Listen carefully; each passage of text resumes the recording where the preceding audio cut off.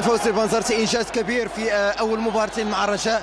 هل كنت تتوقع ان يكون البنزرتي مع الفريق بهذا الشكل، ولا فقط الامل بعد يعني تسجيل مونتيري هدف التعادل؟ مؤكد.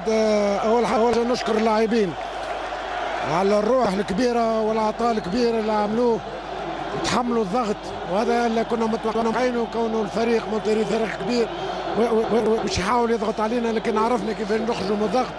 عندما هاجمنا بكل طاقتنا، ورغم ان قبلنا هدف على اثر مخالفه رجعنا في المقابله وما قيسناش.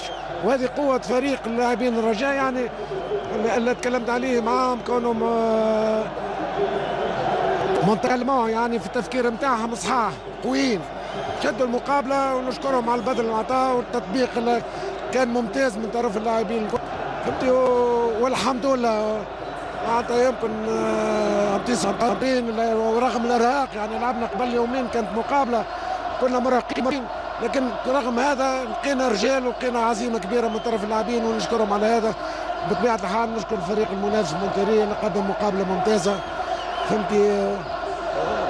هذا ايش عندي ما نقول. شكرا. طبعا كلنا